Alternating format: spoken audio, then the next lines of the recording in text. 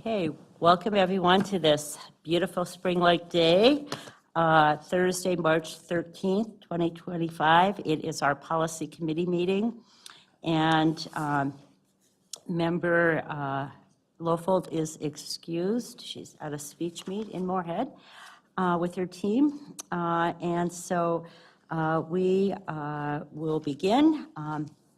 Last month, you all might remember, we had a lot of policies, so it's kind of nice to have a smaller agenda this month. I just want to remind for the public, again, all of our policies are on our website after they've been passed, and so you can get to the policies that way. And then also that we often have first reading policies, and then after the first reading, they're discussed at the board meeting of that month. Then they come back for a second reading, and then they're discussed again at the board meeting before they're voted on. But sometimes we may want to review policies a little bit longer than that time frame, so we might recommend that to the full board. And then we also have policies for review, and often the policies for review are because of legislative changes, state statute changes, or some policies we need to review once a year, like the policy that we're going to be reviewing today. And then also regulations. We are always informational, and the regulations are the policies are the intent of what we need to be doing. The regulations are how we go about carrying out the policies. So I don't believe, have any regulations today. And let me just grab my other folder here that has my notes on it. Okay. There you go. So, this month, again, no policies for first reading, but we have policy 525, violence prevention, for a second reading. And both of these second reading policies are new policies. With the violence prevention, we've had many policies underneath that, or policies that we've been doing around violence prevention. It's just a new policy that combines a lot of policies. And again, I've always been reading the purpose of the policy, so I want to start with that with 525. The purpose of this policy is to recognize that violence has increased and to identify measures that the school district will take in an attempt to maintain a learning and working environment that is free from violent and disruptive behavior. The school board is committed to promoting healthy human relationships and learning environments that are physically and psychologically safe for all members of the school community. It further believes that students are the first priority and they should be protected from physical or emotional harm doing school activities and on school grounds, buses, or field trips while under school district supervision. And like all of our policies, it goes on then usually with the general statement of the policy, the implementation of the policy, and often, again, a number of other sections. And then at the end of the policy is all the legal references that are state statutes and are mandated by law. So with this policy, we have Jason Crane here with us. He's the Director of Special Education. Come on up. And he presented at the first reading, just really introducing the policy, knowing that there was a lot of work that was still happening in different committees throughout the district. So he's going to walk us through some of the additions. And again, I know we just received this. We want to have some grace with the week off that we had in the month of February as well. So thank you for being here, Jason, and we look forward to you walking us through. And before Director Crane speaks, I want to add, first I want to say welcome. And good evening, everyone.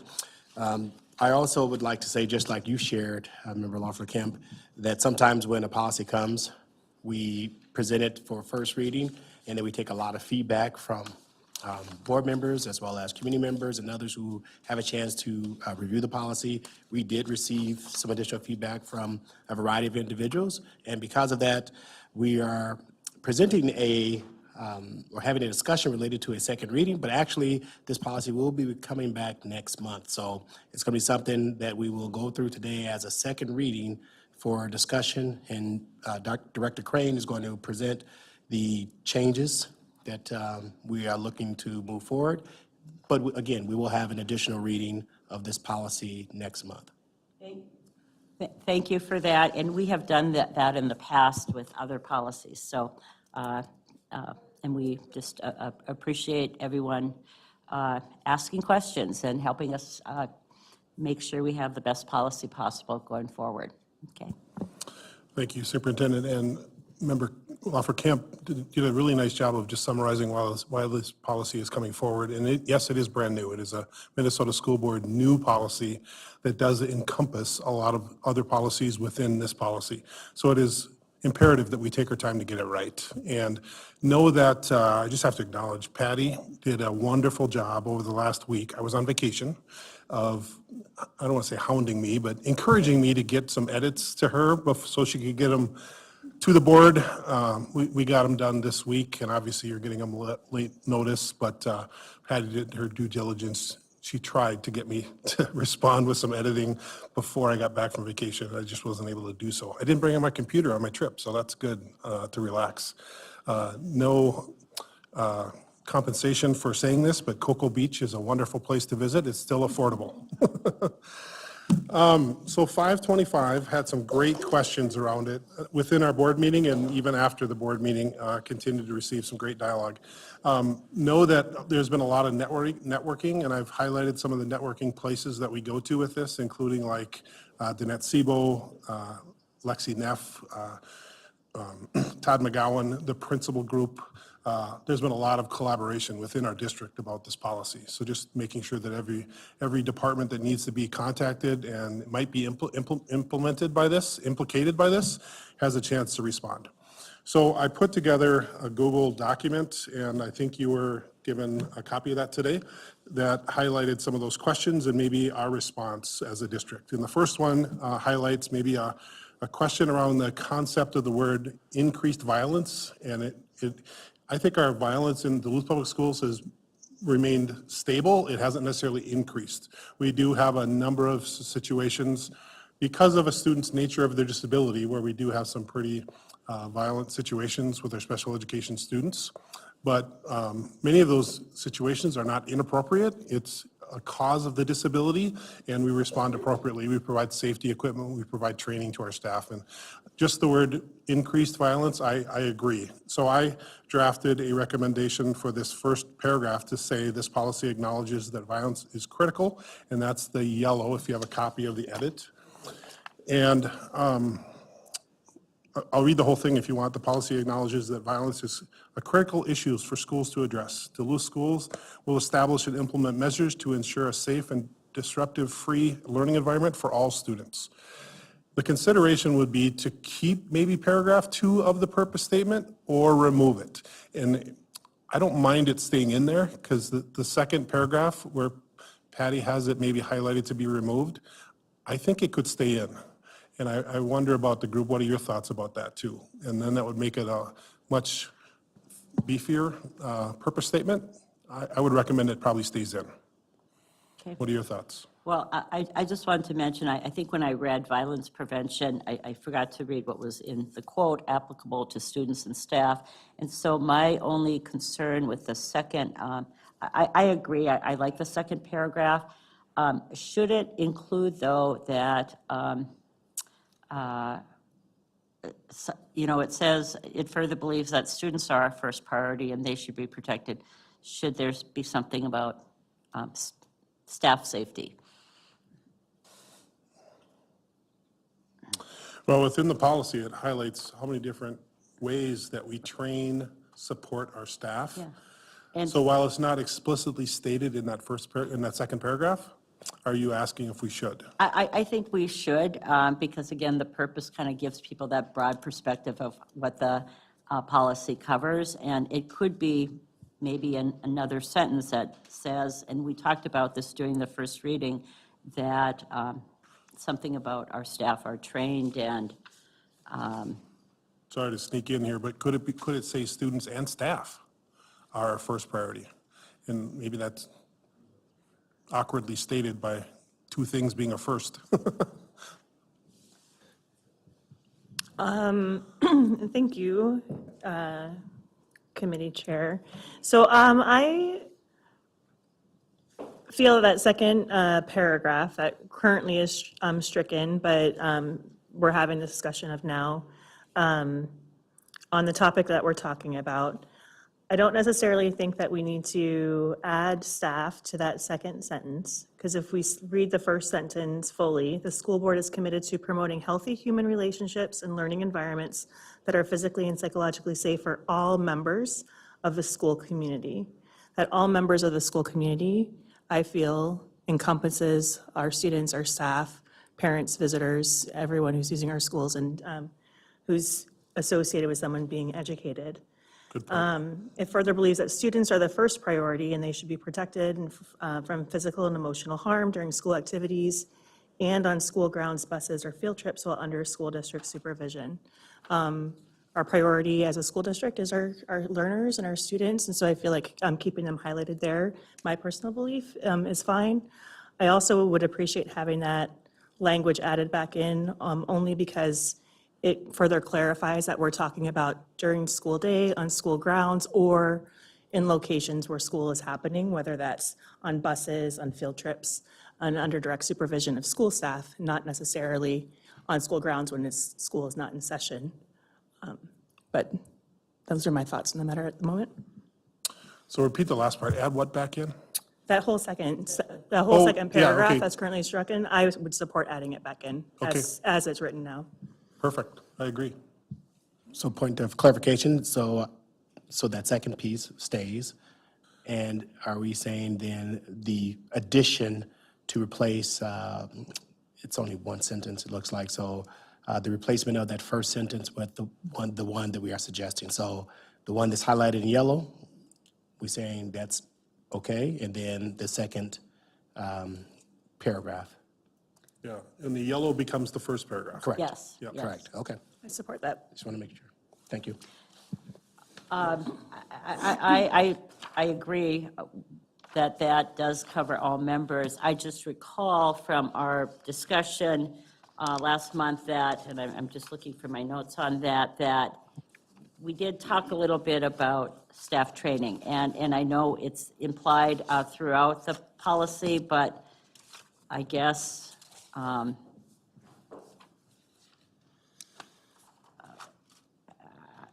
I guess I would love at least one sentence added to that second paragraph that states something about staff training, because it does talk about staff training throughout it, so. Okay, I don't have an idea for that right now, but can I don't either, but if you could bring it back, right. that would be, yeah, that would be great. And just like a one sentence. Okay, I took a note. If you'll allow me then to turn to a next area of edits would be section 3, item F. We had the question come before us that this letter F was a little bit vague and it doesn't necessarily describe the students' actions that would be an assault or violent behavior. So I added, as outlined under ISD 709 Student Handbook under Level 4 Conduct. And in the student handbook, there are several items that are all listed under Level 4 Conduct, which could be a consideration for even expulsion. But we're going to get to next how students with special needs and other students are protected. But are we in agreement that adding a little extra layer of explanation helps understand what assault or violent behavior is? Because you can read exactly what those are under Level 4 Conduct. I think that makes sense. Okay?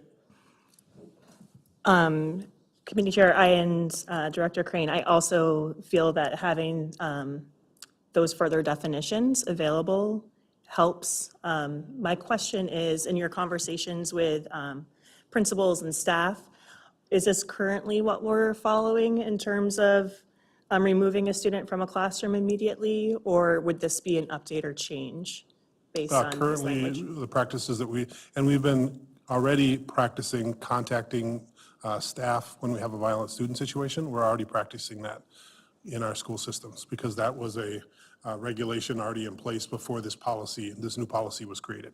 And it was for these kind of behaviors, not anything less than or considered level 3? These behaviors, level 4 conduct behaviors. All right, thank you for that clarification.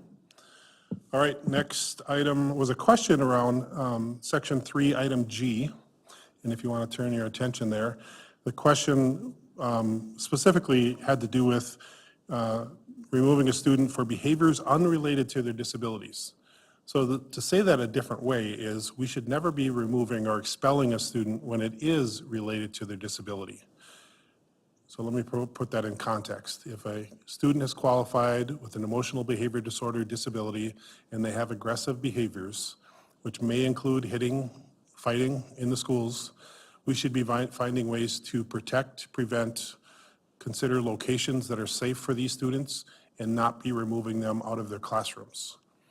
So we really, with students with disabilities, need to have specific plans in place, including behavior intervention plans, positive behavior intervention plans, that highlight all the supports that the student needs so they can stay in school no matter how much their disability impacts their school day.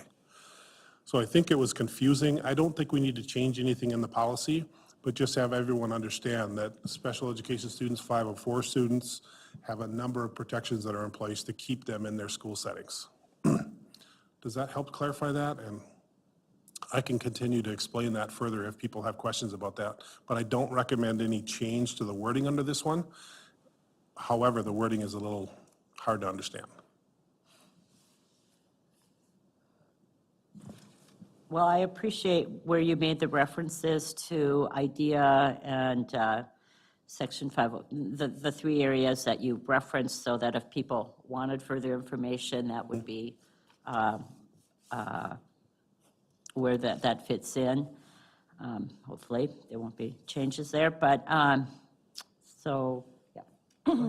Committee Chair and Director Crane, I looked into that as well when I think I may have received similar communications from some of our public regarding concerns around that. And I found that when we look at our policy 506, I believe, which is regarding discipline for students with disabilities, it does do a pretty good job of making clear the protections and clarifications for discipline with students who have identified disabilities. And so I feel like that covers us. The language and how we describe that, yes, is a little bit, clunky.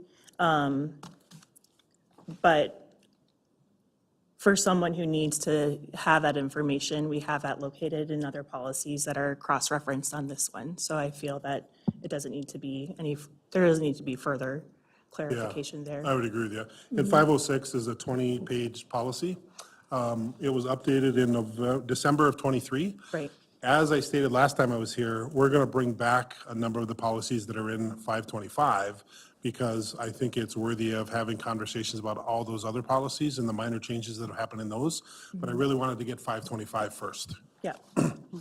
I would just add a couple of things. Should we, in this section, just like we did in F, put in quotations policy 506, just as a reference for people?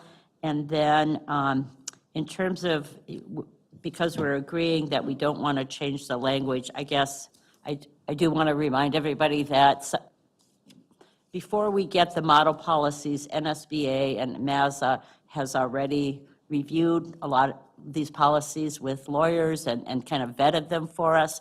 And so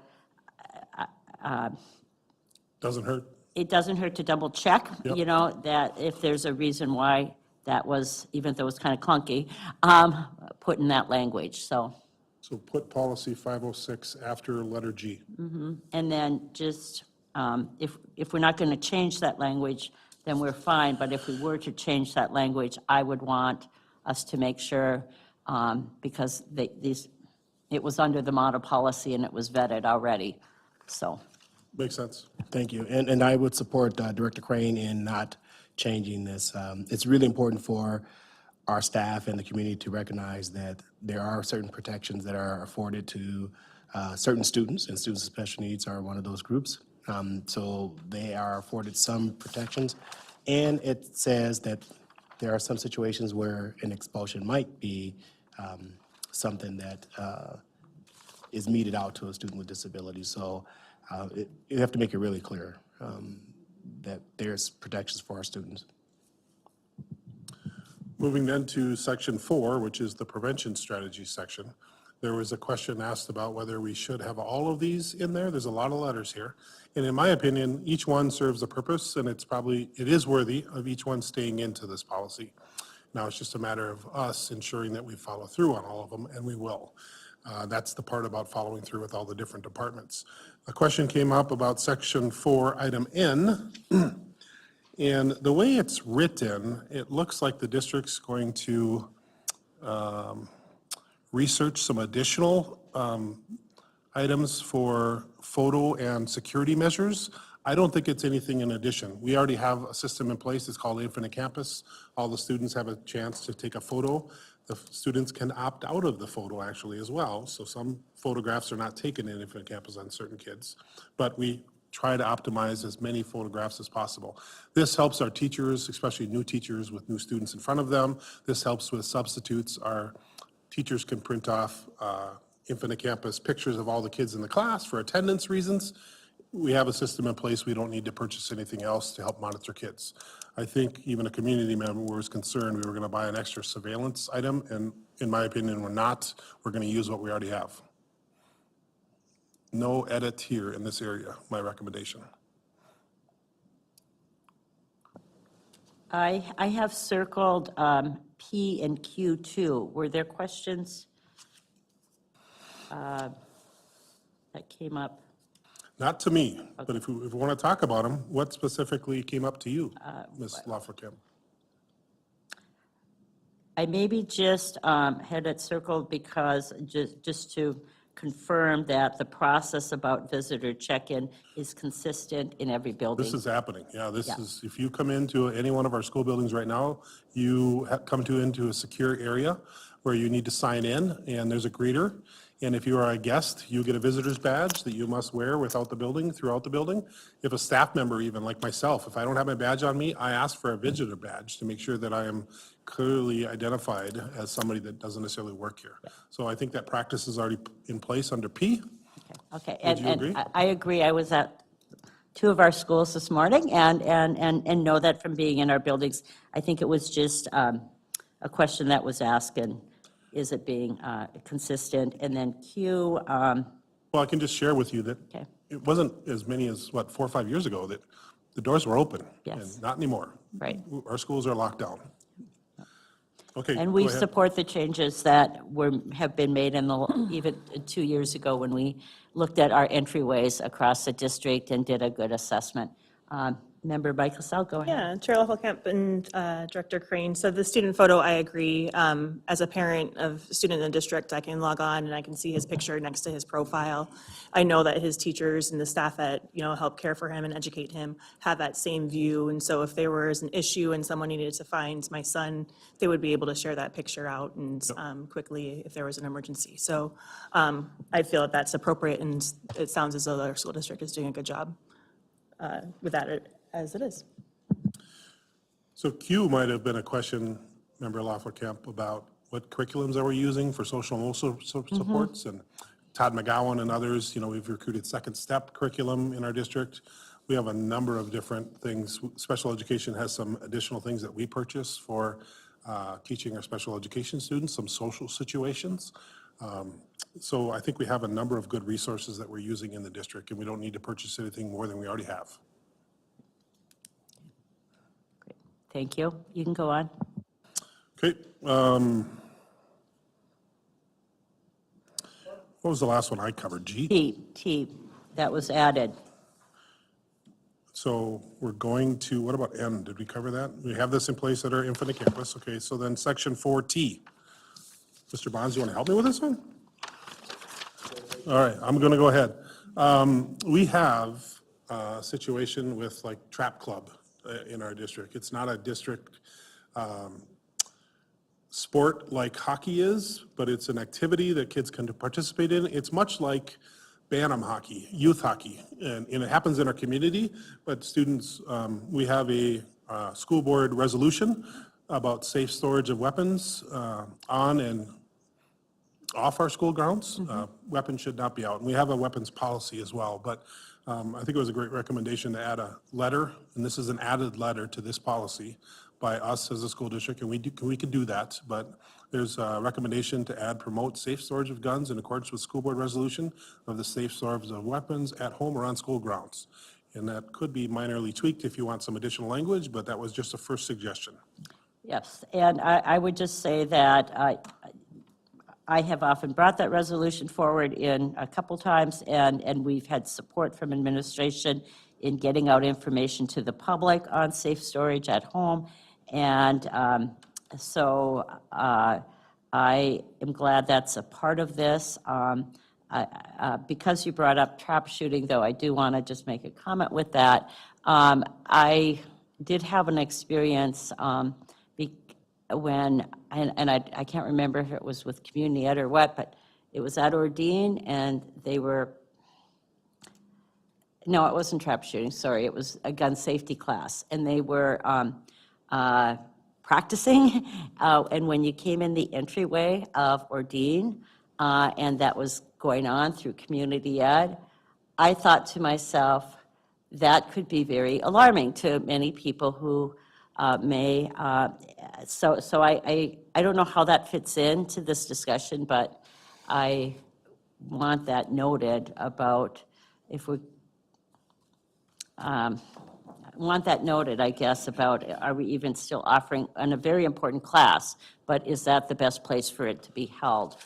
Is in the cafeteria when the public is coming into our school, kids are coming into our school, and there is guns being lifted, so.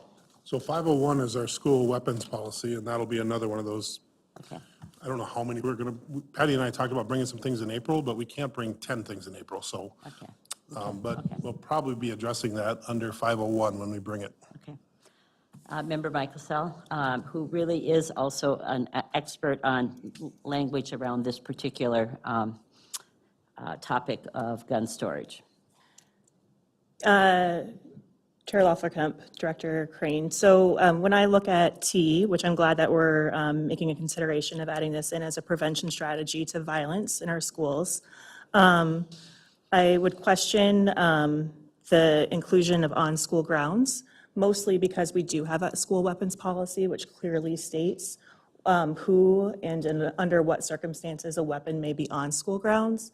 And with those exceptions, they might not necessarily be securely storing them in the course of their duties. So we're looking at peace officers, military personnel, and others. So, but when we're looking at prevention strategies, which is what this policy is about, and we're thinking of the times where weapons or ammunition might be brought to school, which are not allowed in terms of our policies and our discipline, we want to be making sure that we're talking about prevention strategies with our families, because children can't go out and buy a gun and carry that around. An adult is able to buy a gun, and it's adults' responsibilities to make sure that our children, when they're unsupervised, can't get access to those guns and bring them to schools. So I feel as though we can go ahead and edit that statement to talk about promoting the safe storage of guns at home. And I would love to have further conversation if anyone else has more discussion on that matter. No, I can support that. The reason we added that the on-school grounds, because in our conversations, we were thinking about the trap club, and we know that students are transporting weapons, but I see the distinction that you're making, Member Mike, so I agree that with everything you just shared. I think the removal of stopping it at home and not adding the and school grounds. I could highlight Makes sense. one point. So many of the trap club kids can't divert home to get their gun before trap club events.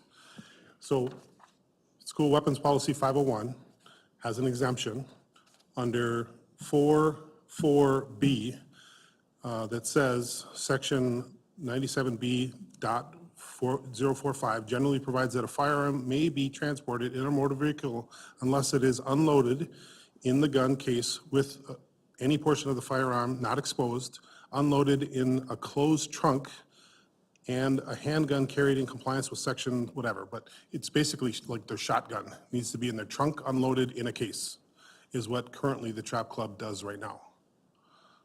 And Correct. the other person I connected with was Tom Pearson, who couldn't get me, we don't sponsor, they're not a Minnesota High School League event, they're an outside club operating within the school district parameters, so they don't actually register and enroll for activities with ISD 709 under Minnesota High School League.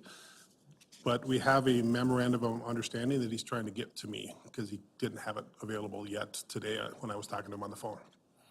So that's where I would say let's try to keep in or on school grounds because we do have weapons in the trunk and I think a parking lot is school grounds. So let's look at the beginning of that statement, promote the safe and secure storage of guns at home. Or in the trunk? So, but we have a weapons policy that clearly states when a person who has a firearm that's in a trunk, when that's allowed and how that needs to be stored. So when we're talking about prevention strategies, we're talking about strategies in which we're talking with parents and guardians in our community of making sure that their guns when they're at home are not accessible to unsupervised children who can bring those to school. So Trap Club is obviously very different. Those are kids who are signed up and have supervision by their instructors. I understand the concern that the fact that those will be in the trunk of a car on school grounds, if that's how they're transporting them to those activities, and I would love to have more information from those groups. But when I'm thinking of prevention strategies, when we already have it clearly in another policy, I don't know if we have to continue to educate those folks on what their responsibilities are because they're getting that in their gun ownership and permit classes. But when we're talking about the general public sending their kids off to school, making sure that they haven't snuck a firearm into their backpack without them knowing, like I think that's kind of the, was the motivation behind that resolution that the school board passed in 2022. And might, like Member Lafleur-Kemp said before, put the words policy 501 after that T statement. I was going to suggest that, but then I also, as I'm thinking about this and have thought about every year we've brought the resolutions around gun storage in front of the board, that I wonder if we could have the standalone at home, but I do also agree with the school grounds because we have had experience with people who are working through the community and in the schools for different reasons that have had weapons. And so there may be good reason to cover both in this prevention strategy, or prevention area. So I don't know if it's a separate letter or a separate item on its own, and then, but I agree. I think there are reasons why we'd want to have school grounds in there as well. So in just making it clear, though, that we're then directing staff to make that promotion happen, the promotion of that information happen, when we have that already in weapons policy, and I assume in our student and family handbook as well. Whereas we don't have information about the importance of securely storing your firearms at home so kids can't bring them to school in our family handbook at this moment. Well, why don't we ponder this one. Ponder this and one, we will- think about it some more, get other feedback, especially from our staff, and also kind of think about where we've maybe had problems with this with people who come into our schools for other reasons as well, that might be working with an outside agency but coming into our school buildings. So, Okay, yeah. Thank you. section 5, item D. Students will be informed of resources for violence prevention, restorative practices, relationship skills, and proper reporting. So that's an additional couple phrases in that policy. Statement D that weren't there under the first reading. And we are currently practicing restorative practices at our school sites. We have over 300 staff trained in facilitating restorative practices. And relationship skill building and training is happening as a part of our second step and other curriculum measures that we do for SEL training. So I like the recommendation to add some additional language in this one. I would agree. Member Michelson? Yeah, Chair Lofald, I definitely noticed that in our student and family handbook, we have a lot of good information about strategies for prevention of harassment, violence, and bullying behavior, which includes prevention, preparation, response, and recovery, as well as our positive behavior interventions and support, multi-tiered systems of support, MTSS, and restorative practice, and in our social emotional learning. So those are on pages 23 to 24. So recognizing that, I think there was a concern that we weren't necessarily doing that by members of the community that were first pointing this out, and we are. And including the language that we have here, I think is very helpful in making sure that that's clear. But then also recognizing that we have that in our family and student handbook as well. Okay, so that completes the list of questions and edits that I went through, but do you have any additions? Yeah, I just had one more thought back to T, where we referenced the school board resolution for the safe storage of weapons.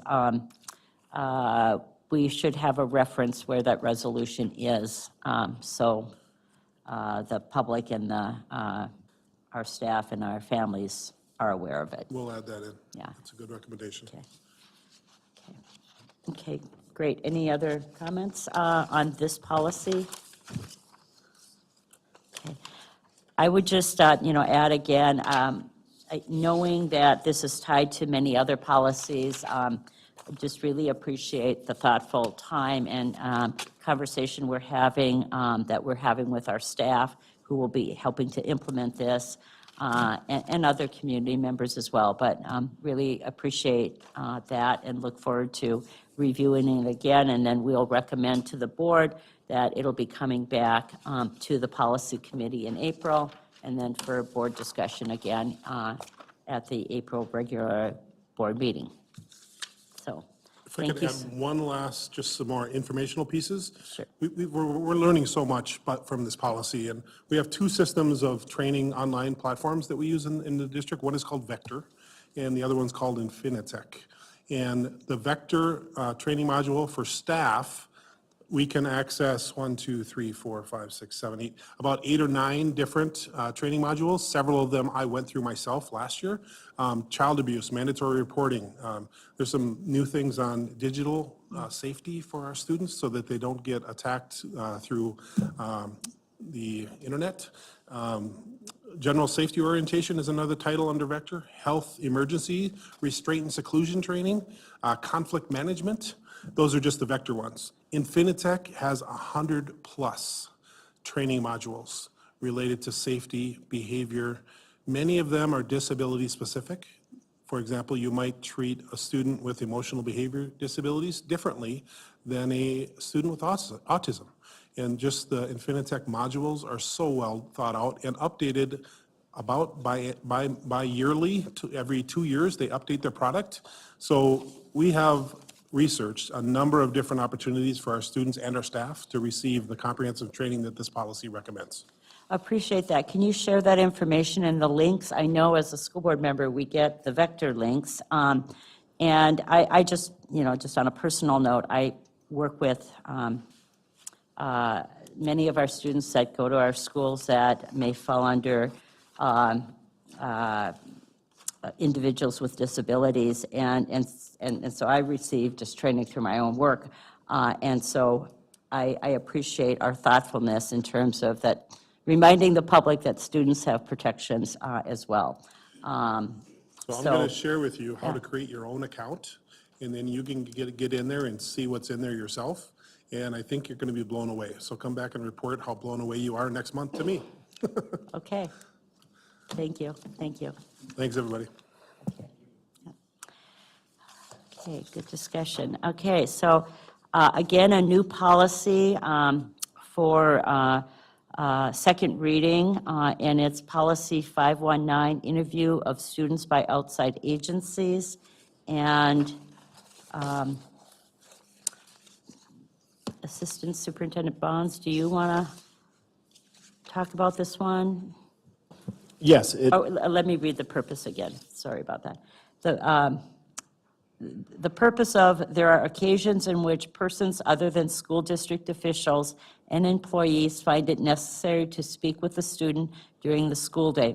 Student safety and disruption of the educational program is of concern to the school district. The purpose of this policy is to establish the procedures for access to students by authorized individuals during the school day. And I know one of the things that was added throughout the policy was next to requesting information, the principal and/or assistant principal was added throughout. I know we also, just from my notes from last month, talked about making sure our district attorneys also reviewed this policy, given the current climate that we're in right now. So, thank you. And for the first piece, we did add, as you indicated, throughout the policy, where the assistant principal could also be the one who had the responsibility to support this interview process. The attorney has reviewed it, and the feedback is that, like we've said before, it's very similar to what has been communicated to all schools throughout the nation. It's consistent with what has been shared nationally, as you've already shared. This is also a policy that is coming from MSBA as the recommended policy for school districts at this point in time.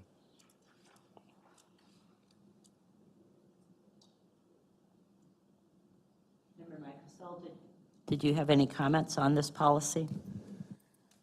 I think I made mention of them all last time, and how much of the specific details of this is really drilling down to situations in which a parent or guardian would not be notified, and making it explicit when those situations can occur. And so I'm glad that we have this resource and reference. If I remember correctly, we had talked about there would be a Principal Plus meeting sometime between last policy committee meeting and this one, and it was going to be brought up there. I don't know if there's been an opportunity for our principals to look this over and weigh in, or if they had any concerns or questions about things. There was not a conversations with them. They were provided the policy ahead of time, asking for additional feedback related to any potential changes. But there was not a in-person conversation with them. If that's something that's still desired, and we could do that, but I think our principals, having a chance to read through this policy several times, they're comfortable with what is being presented. That's what I needed to hear, was just that they've had a chance to look it over and let us know if there was anything that was needing to be updated or changed. Sounds good. Thank you for that, and just with all of our policies, but I think, again, particularly this one, in the climate that we're in right now, we'll just want to keep following it closely and bringing it back as we might need to. Thank you.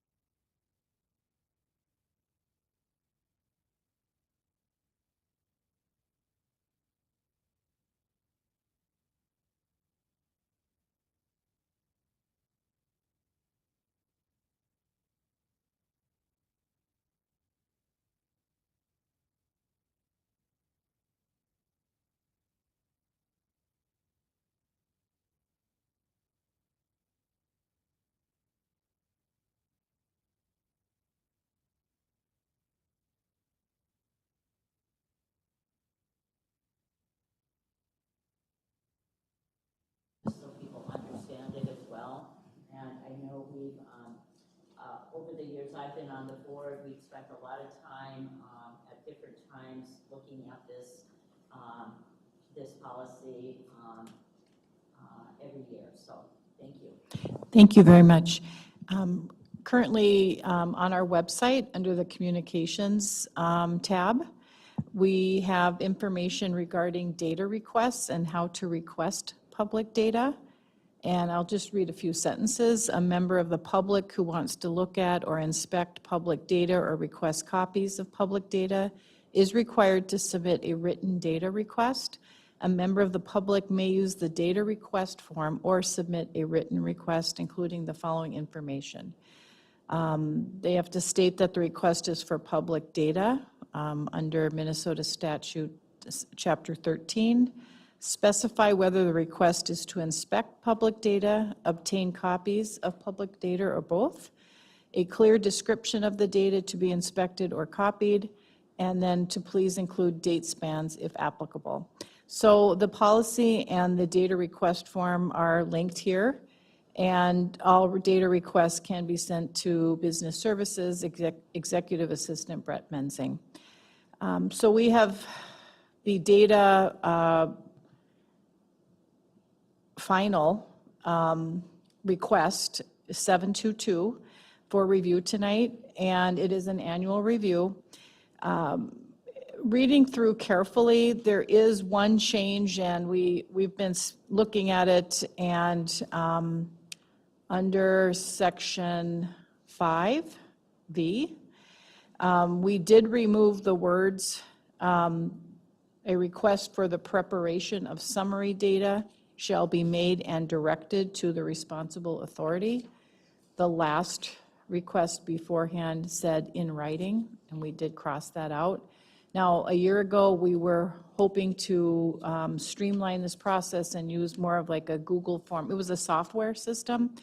It did not work out, so we are still maintaining a written request or through a data form.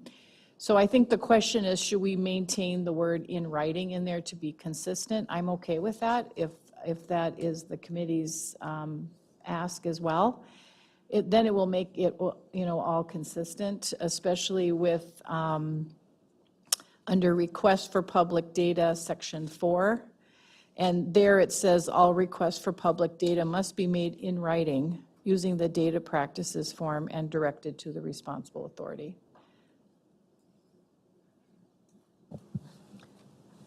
My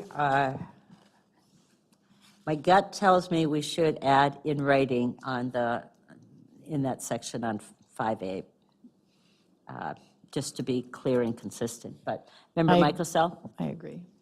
Chair Leopold, yes, I agree that adding that Up back again. in, sorry. Old habits. Chair Leffler Kemp. Yes, I agree that adding in writing back to section 5, request for summary data, makes sense.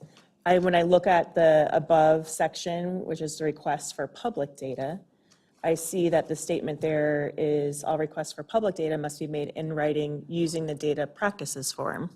And we don't talk about the data practices form in the summary data section.